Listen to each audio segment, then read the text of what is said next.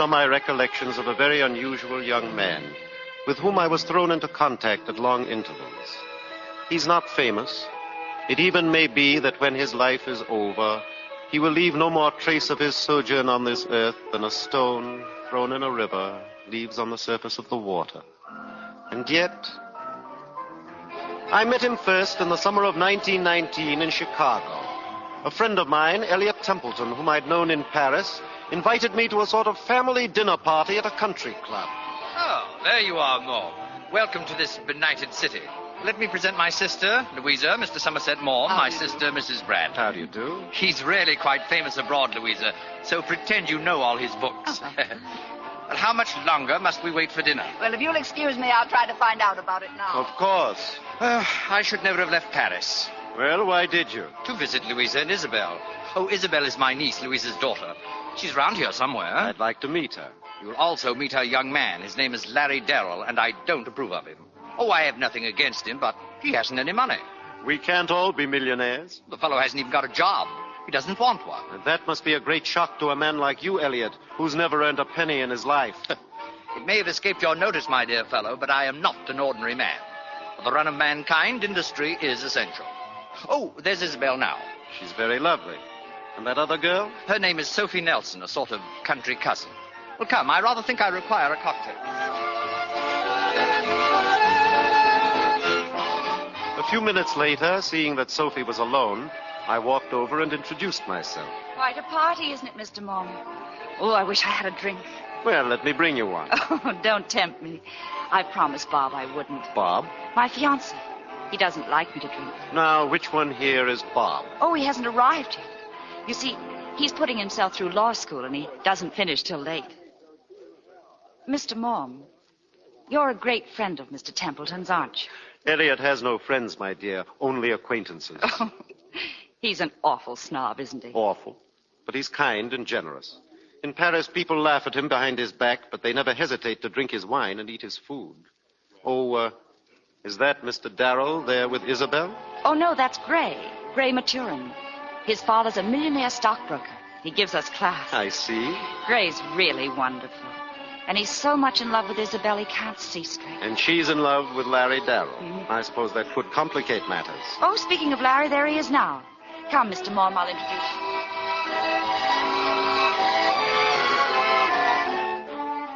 Well, now that everybody knows everybody, excuse me. What's the trouble, Brown Eyes? You're nervous. Oh, of course I am, Larry. I'm waiting for Bob. Is tall, dark, and legal standing you up? Oh, I'd like to catch him trying it, Isabel. Now, be nice to Mr. Maugham. You're old friends, Mr. Darrell, you and Sophie? They grew up together, Mr. Maugham. Sophie was probably the best shortstop our neighborhood ever had. Mr. Maugham, since you're a novelist, I'd better warn you that Larry's very stupid. He knows nothing about anything but flying. But when he came back from the war, he looked so lovely in his uniform. I just camped on his doorstep until he consented to marry me. The competition was awful. Isabel's not a bad girl, Mr. Maugham. She's just a terrible liar. Larry, I think we've time for a dance before dinner. Will you excuse us, Mr. Maugham? Of course, run along.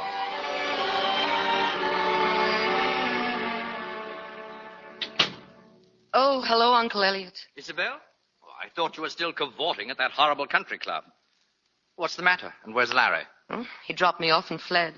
Hello, Mr. Maugham. Your uncle insisted on bringing me home for a brandy. He thinks... Just a moment.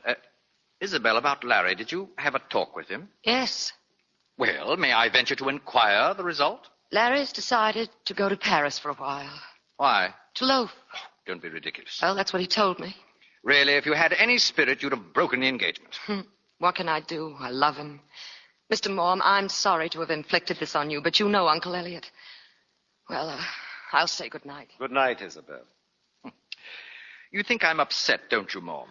You've made it fairly obvious. Well, I'm not upset at all. In Europe, Darrell will be out of the way. And I don't see why Isabel shouldn't marry Gray Maturin before the year is out. You've lived in France too long, Elliot. You've forgotten that in this country, a girl doesn't marry a man because her mother or even her rich and worldly uncle wants her to.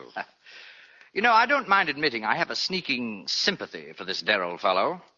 I'll keep my eye on him in Paris. I'll look for an apartment at a really smart quarter. Oh, I'll do him proud. I'll lend him the rose and my chauffeur now and then. Yes, Maugham, I may even make Darrell my protégé.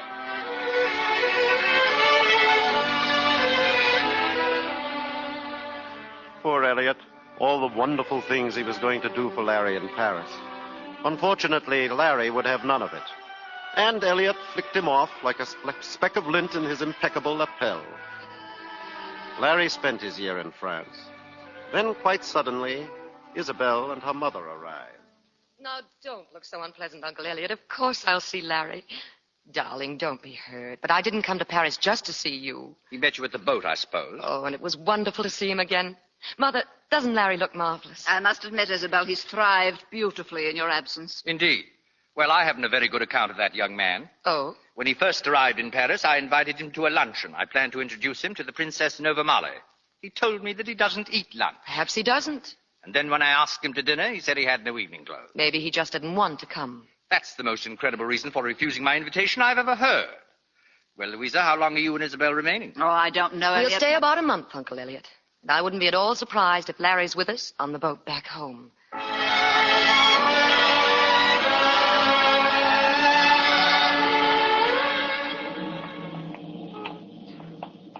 You tired of walking, Isabel?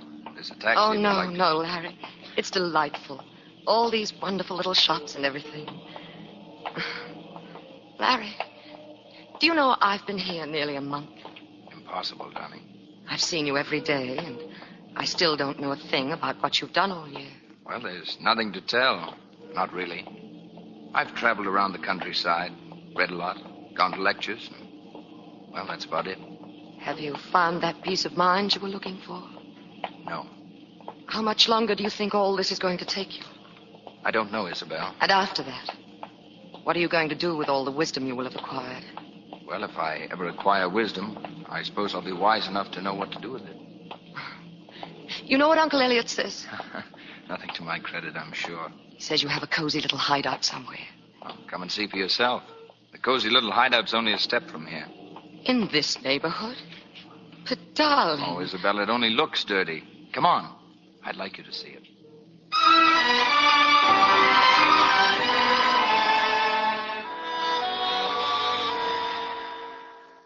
A room 4 flights up. In a tenement. Oh, Larry, how can you bear to stay in this backwash when America is living through the most glorious adventure the world has ever known? You just can't go on loafing forever. How can you? Well, it's possible. But what's all this going to lead to? Oh, I don't know, Isabel. Maybe nothing at all. But it may be that when I'm through, I'll found something to give that people will be glad to take. I mean, a way of life. Oh, I'm talking like a fool, and I know it. I'll probably fail. But if I do, I won't be any worse off than the fellow who's gone into business and hasn't made a go of it. I see. And there's nothing more to be said. Isabel, what are you doing? Giving you my engagement ring, Larry.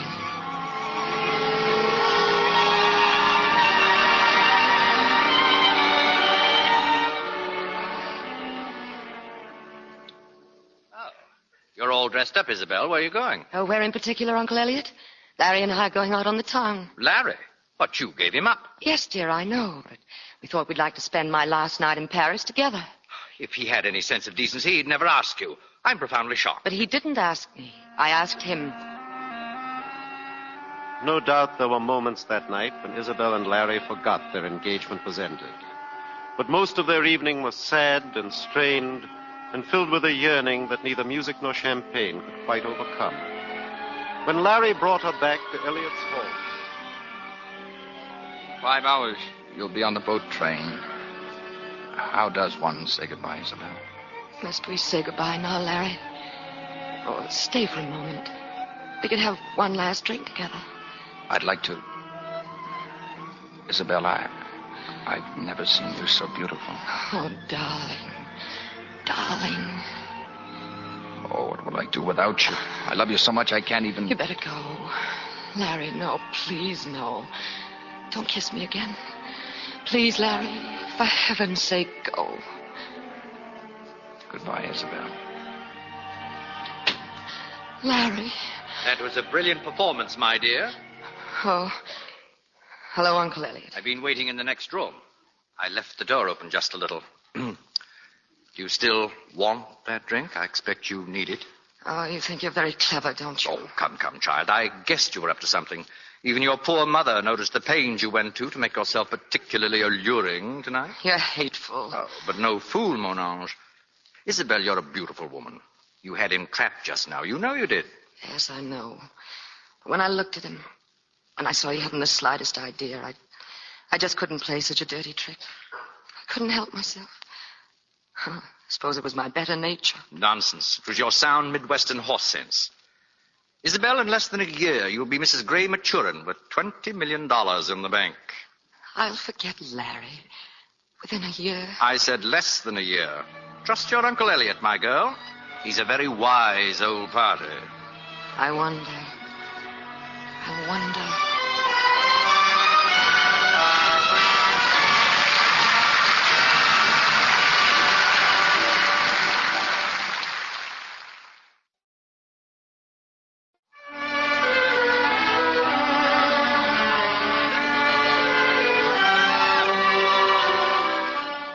They were married, and in less than a year, Isabel and Gray Maturin. I doubt if anyone was more pleased with this turn of events than Elliott Templeton. I must say they make a most attractive couple, Maugham. All's well that ends well. I hope they'll be happy. By the way, was that Sophie Nelson I saw a few minutes ago? Oh, Isabel's country cousin, yes. She's married now to that lawyer fellow. Isabel insisted on inviting them to the wedding. Why, I don't know. Did she invite Larry Darrell? Are you trying to bait me? You know very well Darrell's in Europe. Yes, I saw him last spring, Elliot. He mentioned something about going to Strasbourg and working in a coal mine. Working in a... Most undesirable young man. Now, about your plans, dear fellow, did I hear you say something about India? As a matter of fact, you did. I'll be in India by the first of the year. Well, look me up when you're back, old man. Naturally, I shall be in Paris.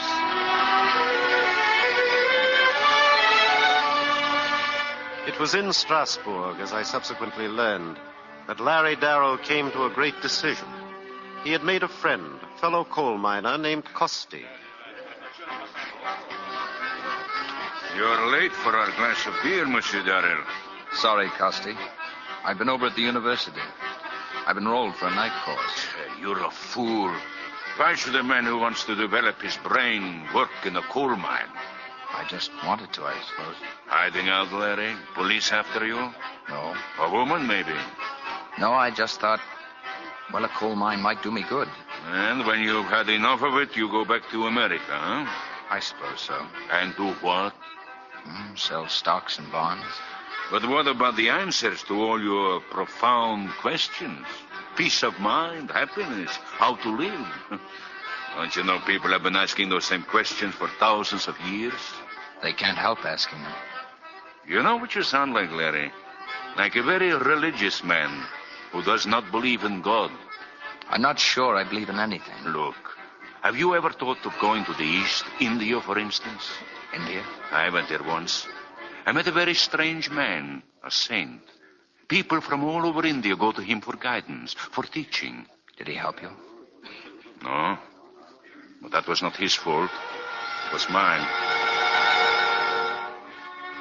A few weeks later, Larry Darrell arrived at a sort of monastery at the foot of the Himalaya Mountains in northern India.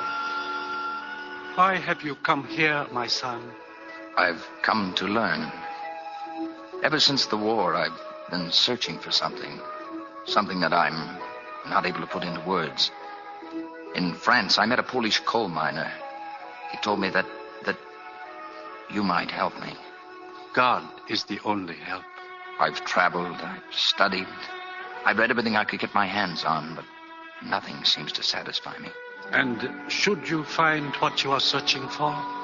It will be something good. Something to be shared with others, but how to find it? Where? The whole world is like you, my son. Restless, confused. It will always be so as long as men set their hopes on false ideals. The road to true salvation is difficult to pass over. Difficult as the sharp edge of a razor. But this much we know. There is in every one of us a spark of the infinite goodness which created us. And when we leave this earth, we are reunited with it, as a raindrop falling from heaven is at last reunited with the sea. which gave it birth. May I stay here? Will you help me? Of course you may stay. Our life is very simple here. There are books. We will talk together. You can work in the fields if you wish. Thank you. Come, my son.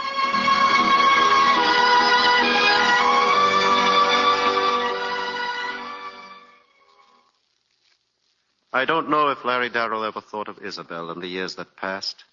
For there in India, he was as one lost to the rest of the world. One day, he returned to the monastery from a solitary pilgrimage in the mountains.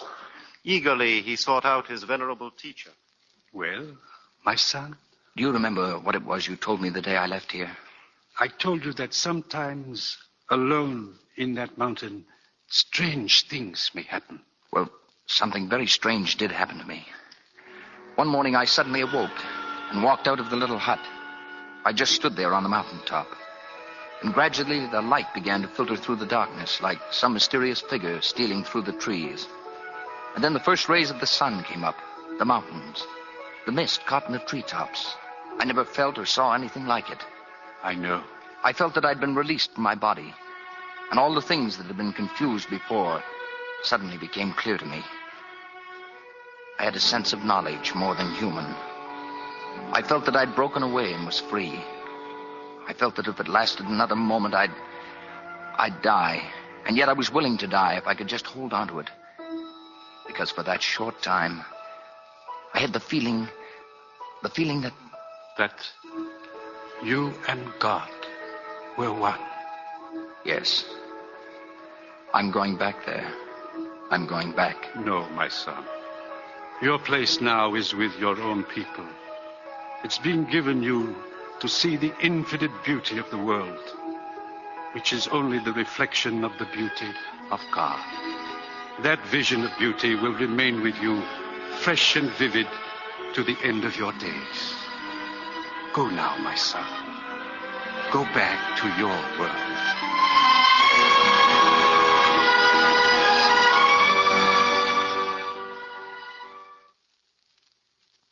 Much had happened by the time Larry Darrell was once again in Paris.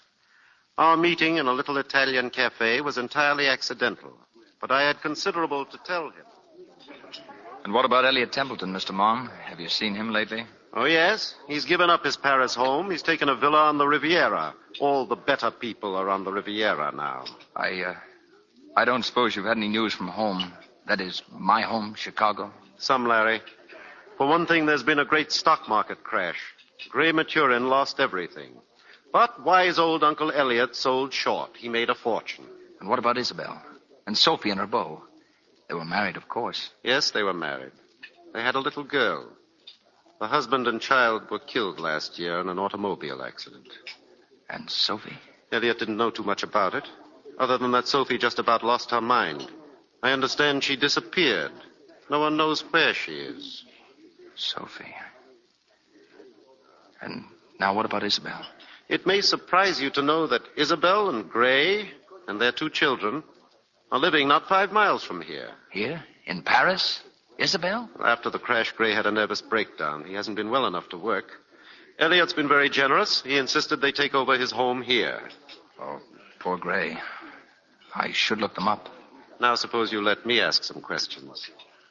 What did you do in India, Larry? Well, I learned something about myself. I was very happy there.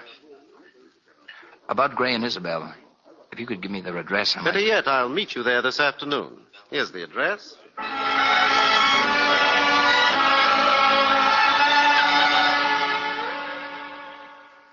Mr. Maugham, how nice of you to drop in. Hello, Isabel. How's Gray? Oh, another one of his horrible headaches. He's lying down. Oh, what a pity. I was hoping you and Gray would dine with us tonight. I'd love to, but I don't see how we can. Did you say us? Yes. Larry Darrell is back in Paris. Larry Darrell?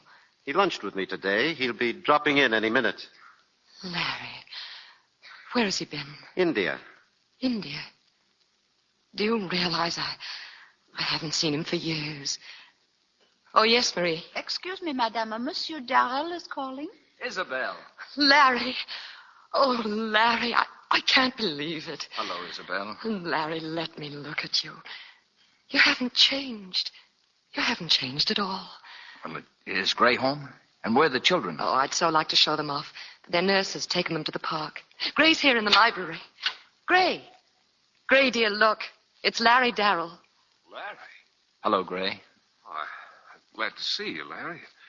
Sorry you caught me like this. Blinding headache. Gray, Mr. Maugham wants to take us all out this evening. Do you feel up to it, Gray? Oh, I wish I could say yes, but go anyway, please. Wait a minute. Gray, would you let me see if I can help you? How? Your headache. I might be able to help you. I'd like to talk to you. Well, sure. I think Dr. Darrell would like to be alone with his patient. Do you mind, Isabel? It won't take long.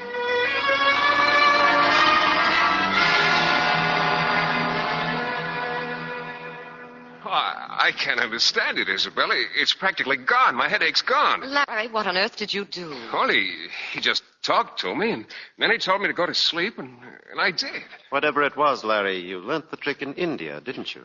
Well, there's nothing so unusual about it. Sort of a hypnosis, I suppose. I merely put an idea into Gray's head that he would feel better. He did the rest himself. Larry, do you think you could cure him permanently? Well, I can't work miracles. But there's no reason why he couldn't cure himself in time. But that was a miracle.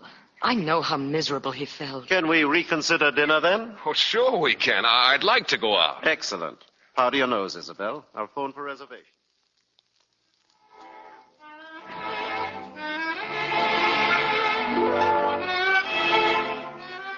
Where'd Larry go, Isabel? I asked him to get my wrap. What did you do with my husband? Well, Gray's getting the car. I was watching you and Larry dance. Isabel, I know what you're thinking. Go on, say it. you're not going to be so silly as to fall in love with him again, are you? I've never stopped loving him. Never loved anyone else in my life. Gray's such a good fellow. It would be a pity to hurt him. I'll never do anything to hurt him. I'm too fond of him for that. Well, it's your business, not mine. Well, where shall we go now? Oh, how about the Rue de Lac? Rue de Lac, what a neighborhood. But I've never been there. At least it'll be different, please. Well, if you really want to go, of course.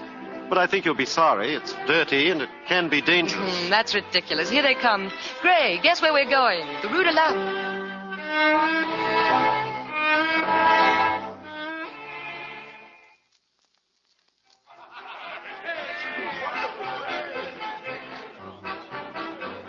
Isabella, I can't believe it. It couldn't be Sophie. But it is. Look at her. Here in a dive in the Rue de Lac. She's seen us. Oh, it's not possible. Well, look who's here. Oh, Sophie. Well, who'd you think it was? Oh, don't get up, don't get up. Well, fancy meeting you all like this. Hi, Larry. Hi, Brown Eyes. How are you? I'm thirsty. Let's all have a drink. Patron. Connaissez, monsieur, cette fille, Sophie? Certainly I know them. They're my childhood friends. Donnez-nous une bouteille de champagne. Très bien. Well, I can't say you seem so terribly pleased to see me. I heard rumors you were in Paris, Sophie. Well, you might have called me. I'm in the telephone book. Well, Gray, you went bust, didn't you? Yeah. Tough. I guess it must be pretty grim in Chicago now. Lucky for me, I got out when I did. Well, drink up. It's champagne. For you, Sophie. Thanks, Larry. When they were killed, Bob and my baby, I went to pieces. And then I put the pieces together again with alcohol.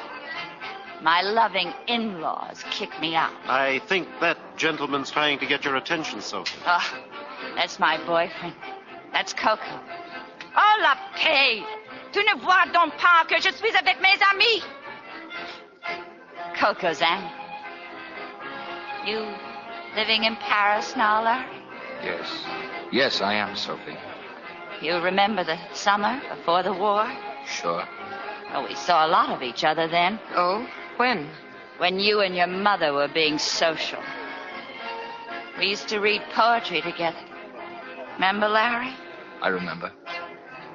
Well, maybe I better get back to my boyfriend. He'll raise the roof. Sophie, we'd really like... Oh, so long, folks. Come and see me again when you've got nothing better to do. I'm here every night. Well, I guess we better get out of here. Let's all go home.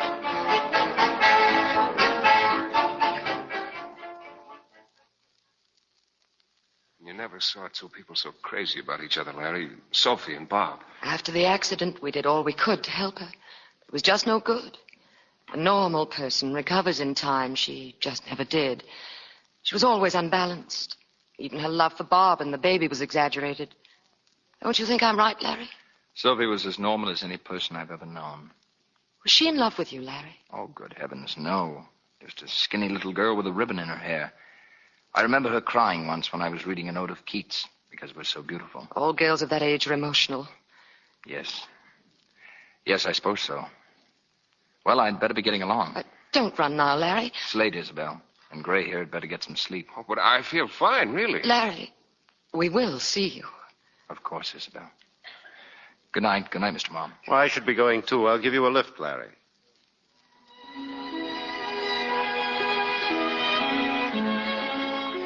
When I inquired of Larry where he was living, he asked me if I'd mind taking him instead to the Rue de Latte. I left him at the cafe with Sophie.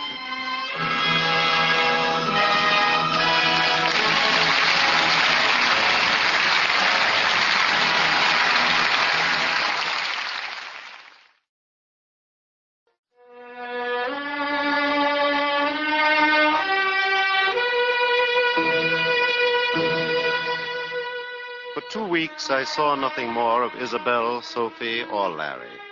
Then one day, in answer to a telephone call, I rushed to Isabel's home. The idiot. The stupid, blind idiot. If you'd calm down, Isabel, I might figure out what you're trying to tell me. He's going to marry her. Larry is going to marry Sophie. How do you know? He called me on the phone. I'm frantic. Well, it's his own affair, isn't it? He says she stopped drinking. The fool thinks he's cured her. Oh, that's possible. Have you forgotten what he did for Gray? Gray wanted to be helped. She doesn't. How do you know? Because I know women. She's no good. Do you think for 1 minute she'll stick to Larry? What's the matter with you? Do you think I've sacrificed myself only to let Larry fall into the hands of a woman like that? How did you sacrifice yourself, Isabel? By giving Larry up. For one reason, because I didn't want to stand in his way. Come off it, Isabel. You gave him up for a square-cut diamond and a sable coat. Get out of here. Get out. I hate the sight of you. I'm sorry for that, Isabel, because the sight of you always gives me great pleasure. You're beautiful, you're fascinating, and smart enough, I've always thought, to make the best of a bad job. No. Larry's in the grip of the most powerful emotion that can beset the breast of man. Self-sacrifice. He's got to save the soul of the wretched woman whom he knew as an innocent child, and there's nothing you or I can do to prevent it. But he's going to be so miserable. Do you love him very much, Isabel? It's a nuisance, isn't it? I can't help it. Then why lose him altogether? Make friends with Sophie. Be nice to her. Yes, I could ask her to lunch tomorrow. Oh, but I can't. Not after the awful things I said about her to Larry on the phone. If I ask her to lunch, will you behave? Oh, like an angel of light. 1 o'clock tomorrow at the Crillon.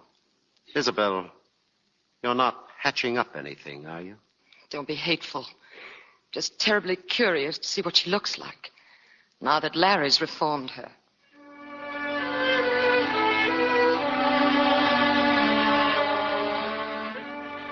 Luncheon with a reformed alcoholic and a jealous girl can be something of a strain. Larry was the only calm one among us. There were cocktails on the table. They seemed to fascinate Sophie, but she spoke readily and openly of having stopped drinking entirely. Isabel actually behaved beautifully. She insisted on giving Sophie a Molyneux gown for her wedding dress. Sophie was to call at the house the next day, and Isabel would drive her to the shop for a fitting. I'm so glad you're early, Sophie. As long as the fitter can't see us until 4, we can have a nice long talk. That's what I want, Isabel. Because there's something on my mind. You hate me for marrying Larry, don't you?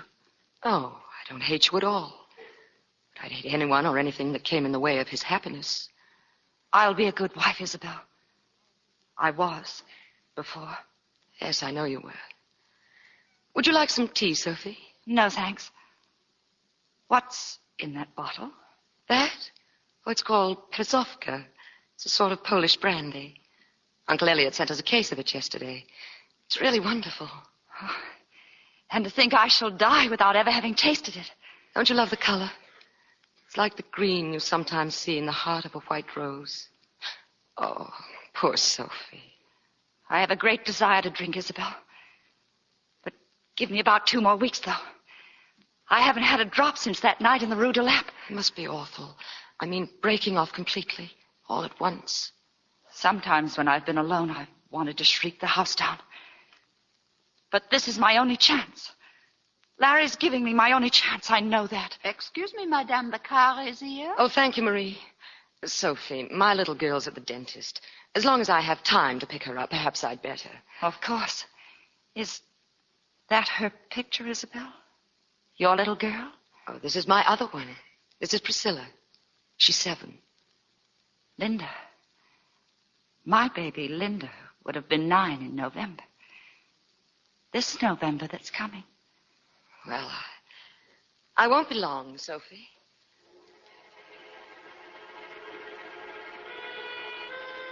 Linda. My baby. My baby. One drink. Just one drink. I can't stand it. I can't stand it.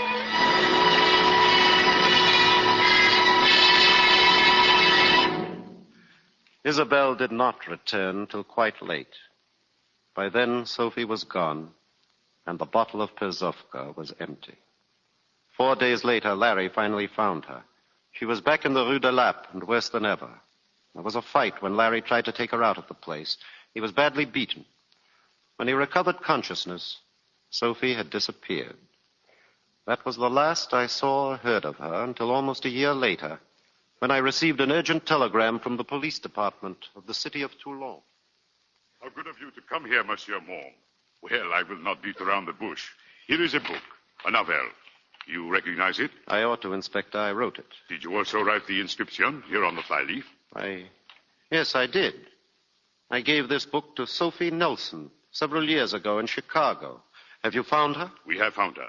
She has been murdered. What? We fished her body out of the harbor. The throat was cut from ear to ear.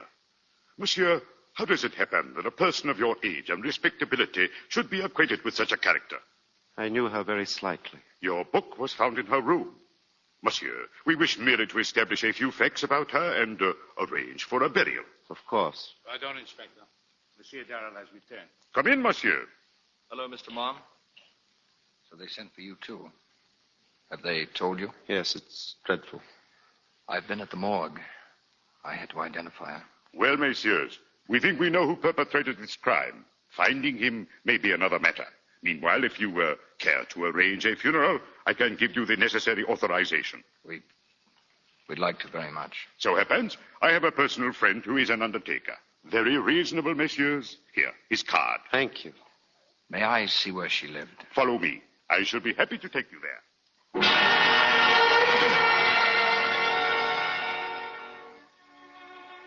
The deceased apparently had occupied this room for about 5 months. Mr. Maugham, look. Yes. Ah, yes, that photograph. A man and a child. You know who they are? Her husband and her baby. Oh, where are they now? Dead.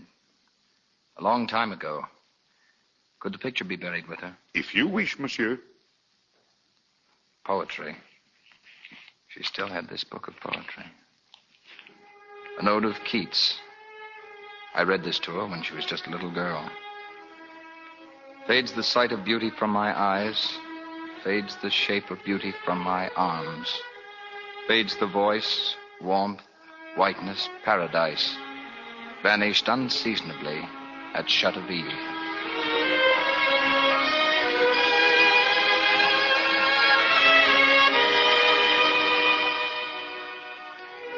After the funeral, Larry came with me to Nice to call on Elliott Templeton.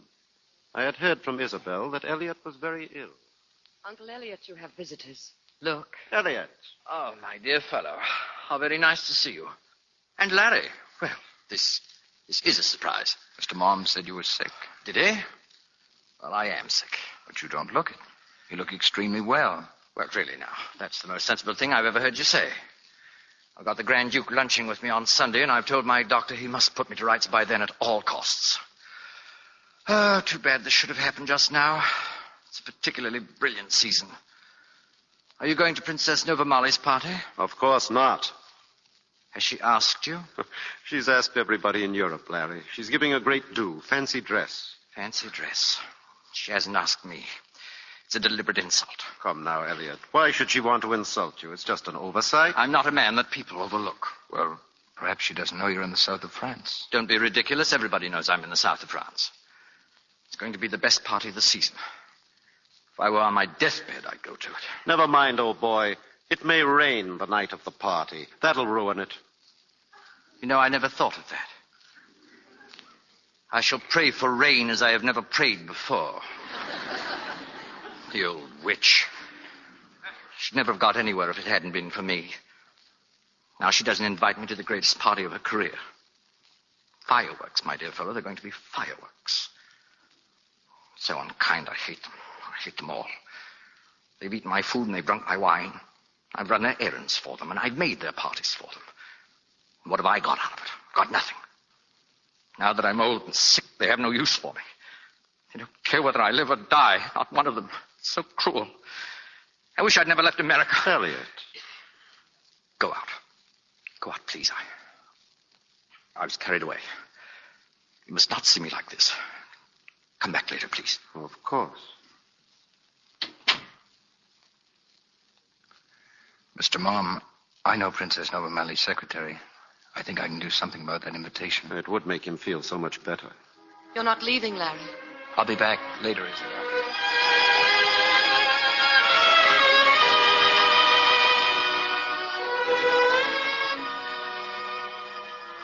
Where did he go, Maugham? Larry? Oh, I don't know, Elliott. I imagine he'll be back. I didn't tell you before. The bishop is here today. The bishop himself. Great honor. Now I shall enter the kingdom with a letter of introduction from the prince of the church. I'm afraid you'll find the company very mixed. Don't you believe it? I shall pick and choose my company there, as I always have. Where is Isabel and Gray? We're here, dear. Oh, now, if you're going to make a scene, Isabel, leave my room. Oh, Uncle Elliott. Gray, I understand you have a job in prospect. Yes, if I can raise enough money to start up my father's old firm again. Well, you have the money now, my boy. I'm a rich man. I've left you and Isabel everything I have. Mrs. Maturin, I beg your pardon, but this note just arrived for Mr. Templeton. Oh. Mom, read it to me, please. Why, it's an invitation. Princess Novamali's party. There, didn't I tell you? Have you got a piece of paper? Yes, Elliott. I want to reply. Not now, Uncle Elliott, please. I've always been a man of the world. There's no reason why I should forget my manners as I'm leaving it. Mr. Elliott Templeton regrets he cannot accept the Princess Novamali's kind invitation owing to a previous engagement with his blessed Lord. The old witch.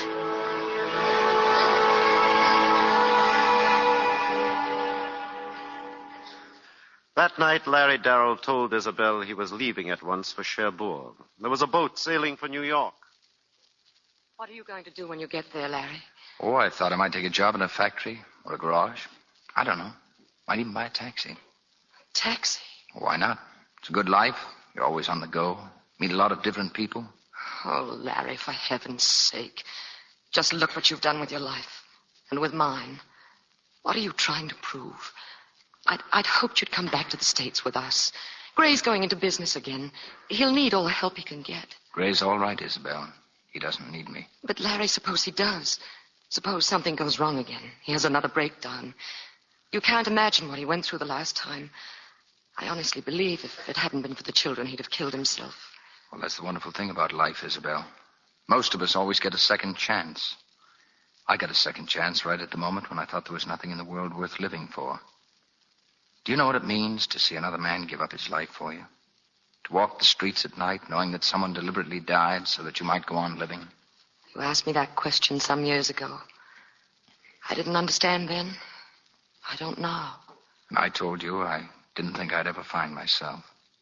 Well, I haven't yet, completely. Oh, I found some of the things I was looking for. And someday I may find them all. But I know what lies ahead, Isabel. I know where I'm going. And Gray, in his own way, can do the same thing, because this is his second chance. What about me? Doesn't it mean anything to you that I love you? That I've never loved anyone else but you? That my children might have been your children? Look at me, Larry. You know you love me. You know that. You've always wanted me. Say it's true. Say you know it's true. Oh, Larry, I love you. I love you. Please, promise you'll come back with us. Promise you will. Tell me about Sophie, Isabel. Sophie? That afternoon she came to your house. Did she have anything to drink? Yes. She helped herself. I had to leave to pick up my daughter at the dentist's. But when you found Sophie gone and the bottle empty, weren't you surprised? I just thought she got tired of waiting. When I noticed the bottle, I thought the butler had drunk it. I very nearly spoke to him about it. You never were a very good liar, Isabel. You don't believe me? Not for a moment. All right. If you want the truth, you can have it. I did it, and I'd do it again. I was determined to stop at nothing to prevent her marrying you. Nobody else would do a thing. They didn't care. Oh, Larry, you men are such fools. I knew that sooner or later she'd break down. It stuck out a mile. You saw how jittery she was. I knew she'd give her soul for a drink. I made up my mind that if I found Sophie had not touched the bottle, I'd make the best of things, try to be friends with her. Now, that's true, I swear it. Then when I came back and saw the bottle was empty, I knew I'd been right all along. That's pretty much what I thought. Sophie's dead, Isabel. Dead? In Toulon. She'd been murdered. Oh, how horrible. They know who did it. No. But I do. There's no need to be shocked about Sophie any longer, Isabel. I've had a feeling all day that Sophie is where she'd want to be most. With Bob and Linda. Oh, I know it's a very simple way to look at it. But it's comforting. Goodbye, Isabel. And take good care of Gray. He needs you now. More than ever.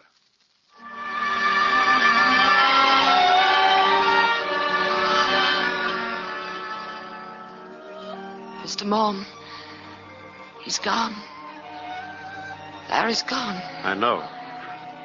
I've lost him. Lost him for good. And I love him. I love him so tenderly. And now I've lost him. Do you suppose we'll ever see him again? It isn't likely. His America will be as remote from yours as the Gobi Desert. Oh, it's all so crazy. So useless. What is he trying to do with his life? What does he hope to find? My dear, Larry has found what we all want, and very few of us ever get. I don't think anyone can fail to be better and nobler, kinder for knowing him. You see, my dear, goodness is, after all, the greatest force in the world, and he's got it.